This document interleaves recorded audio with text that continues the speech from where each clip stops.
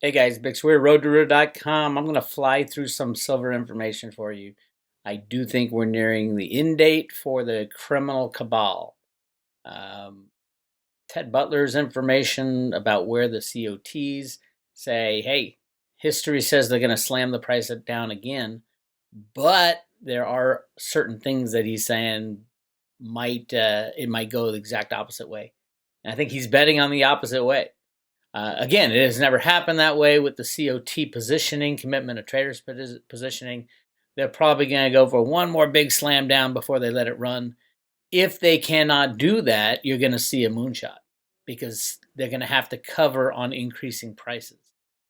Now, I want to run through something that should be disturbing to anybody who believes in free markets, and that is this.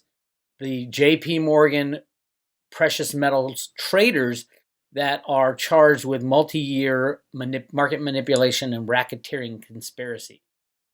That's a gigantic deal. I'm going to read you the names. I got them right here. Now, this didn't start right now. The first guy who got nailed was a guy named John Edmonds. Back in November of 2018, the DOJ announced John Edmonds, 13 years at JPMorgan. He's the guy who's turned state's evidence against the rest at JPMorgan. And then in August 2019, another trader Edmonds was out of, I think he was out of New York, Christian Trunes of JPMorgan out of London had charges brought against him. And then November 15th, Jeffrey Rufio in New Jersey, all JPMorgan guys. Now, in the Justice Department press releases, they call JPMorgan Bank A, but everybody knows who these traders trade for. And then September 16th, 2019, you got the three big ones. Greg Smith, Executive Director of Trading out of New York. Michael Nowak, Managing Director out of New Jersey. And Christopher Jordan, Managing Director out of New Jersey. He actually went on to work for Bank C, which is the third bank within these charges, which turns out to be Credit Suisse after he left JP Morgan's rigging operation. 6 or 7 JP Morgan traders being indicted for RICO charges, but those aren't the key people. The key people are these people. Let me show you who they are. Jamie Dimon. We all know who Jamie Dimon is. We all know he's a criminal at JP Morgan. This is one of his many crimes. Will he get away with it? I don't know. Back in 2011, I wrote this report called JPMorgan Operation Silver Slam, where I identified one of the key people that was instrumental in orchestrating this, the rise up from silver from $20 to $50 and then the slam down.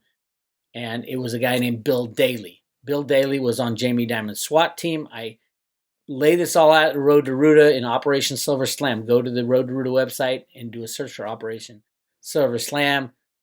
Bill Daly was hired by Barack Obama at the beginning of 2011 as his chief of staff. That's how important controlling the silver price was. That was all his duty was, to get in there and rig the silver price, bring the price up, get the weak hands in, and then slam it down just like they did with Bitcoin in 2017. Slam it down, destroy all the individual investors.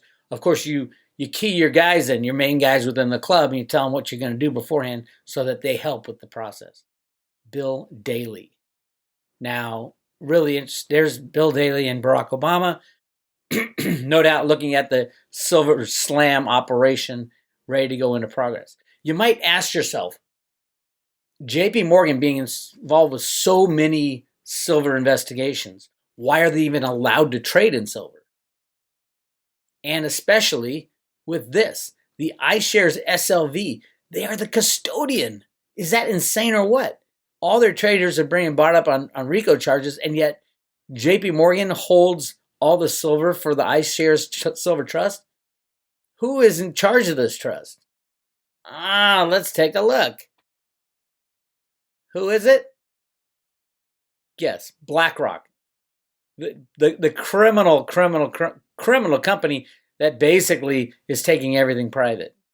Insane. But look at this other thing. Who's the sponsor? Bank of New York Mellon is the sponsor of the iShares Trust. So you got BlackRock with many criminal silver traders in there. And I've outlined it quite a bit. Just look up BlackRock on Road to Ruta. But look at this. The trustee is the Bank of New York Mellon is the trustee for the iShares Silver Trust. Why is that important? Bill Daley exits post at Bank of New York Mellon. This is literally 2 weeks ago, 1 week ago. No, a month ago. He's taken out. Bill Daley, former White House chief of staff, has left his post at Bank of New York Mellon less than 5 months after the bank announced his arrival. You can't make this stuff up. Bill Daley joined JPMorgan in 2004 as vice chairman and Midwest chairman. The bank merged with Chicago's Bank One Corp, and adding its future CEO, Jamie Dimon, along with Schraff. Schraff left JPMorgan to take the CEO post of Visa, then moved to New York Mellon. Mr. Daley, who lost his own bid for Chicago mayor earlier this year. You see the politics and the criminal market rigging fusing?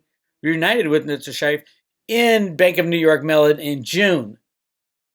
The criminal cabal is all allowed to play in the silver market. Where's the CFTC? Where's the SEC? Where's the DOJ? The DOJ is arresting lower level guys.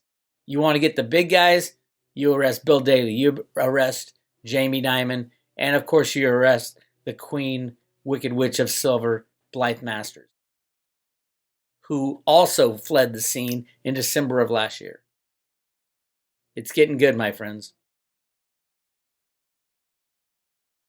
This is from February. Goldman Sachs chief executive David Solomon tries to counter a frosty reception to his long-awaited strategy update by hiring Blythe Masters as a co-president of Goldman Sachs.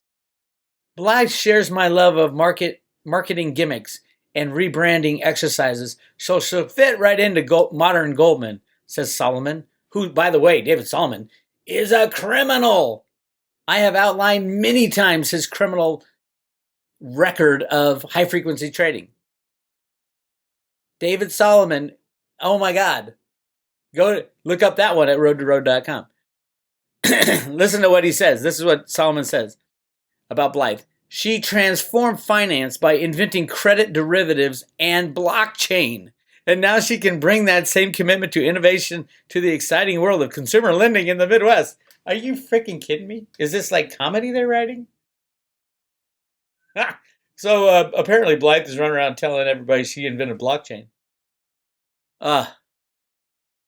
It's crazy. It is crazy out there, but hang in there. Here's the Wicked Witch of the West in her famous interview.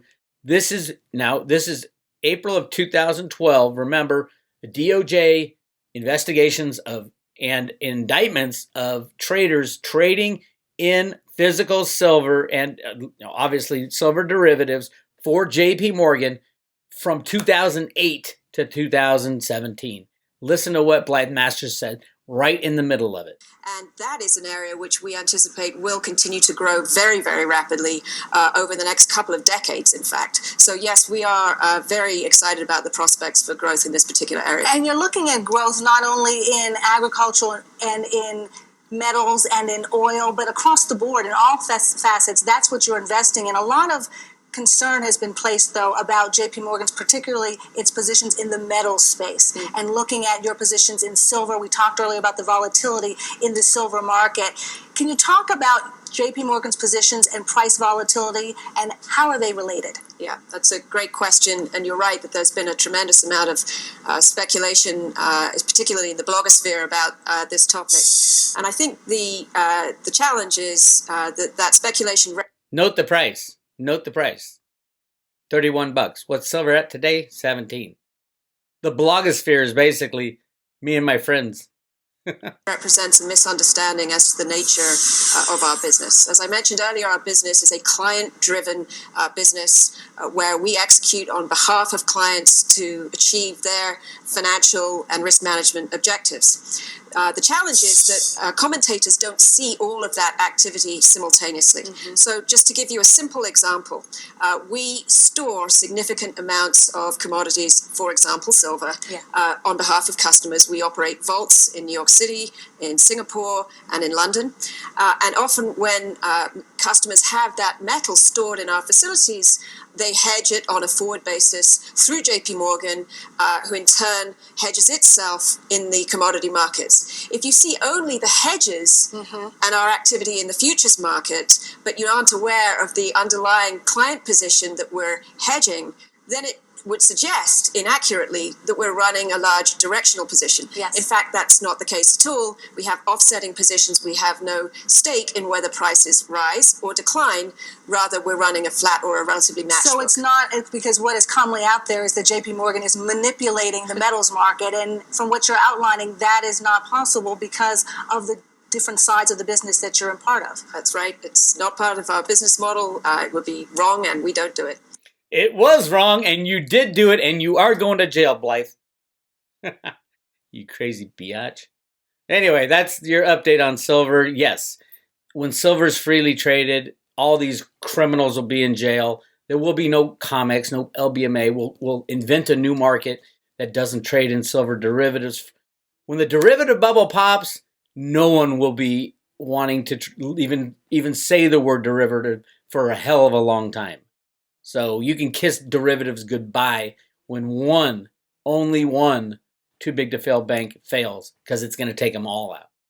Bix Weir, roadtoruhr.com. Buy your silver today. Load up the truck. It's time.